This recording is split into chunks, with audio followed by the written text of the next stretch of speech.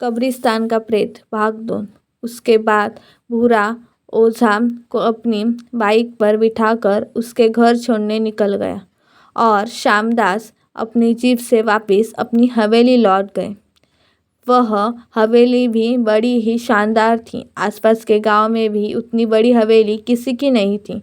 अंदर जाते ही सबसे पहले बड़ा सा बरामदा जहाँ तरह तरह के छोटे छोटे फूल पौधे लगे थे। फिर हवेली का मुख्य दरवाज़ा जिसके अंदर जाते ही मिलता था बड़ा सा हॉल जहाँ श्यामदास के पूर्वजों की तस्वीरें टंगी हुई थीं। आज उस हवेली में बड़ा ही रोना पिटना मचा हुआ था क्योंकि भानु गायब हो चुका था। श्यामदास की बीवी राधिका ने रो रो कर पूरा घर सर पर उठा लिया था। श्यामदास उसके पास पहुंचकर उसे समझाते हुए बोले, शांत हो जा भाग्यवान, क्यों इतना रो रही हो? ओझा राघवन ने मुझे आश्वासन दे दिया है कि वे कल ही हमारे लड़के को प्रेत के चंगुल से बाहर निकाल लाएंगे। राधिका अपने आंसू पोंछते हुए बोली, मतलब आपको अभी भी यही लगता है कि यह सब एक प्रेत की कारस्तानी है? लगता है क्या मतलब? तुम्हें लगता है कि यह प्रेत की कारस्तानी नहीं है? मुखिया जी ने त्योहारियों चढ़ा पूछा।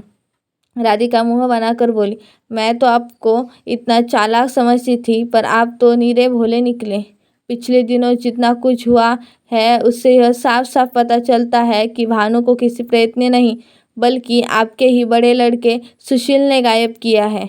क्या? श्यामदास का मुंह खुला का खुला रह गया।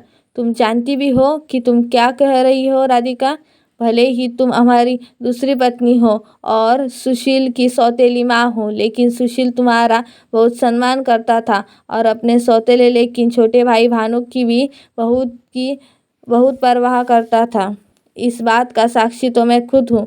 मैं यह नहीं कह रहा कि सुशील से मेरा या भानु के संबंध खराब थे, लेकिन रिश्तों में दरार तो सब तब से बढ़ने लगी जब से सुशील की जिंदगी में लड़की आई मोहिनी। मोहिनी का नाम सुनते ही श्यामदास के जहन में पूरा घटनाक्रम किसी फिल्म की रील की तरह चलने लगा।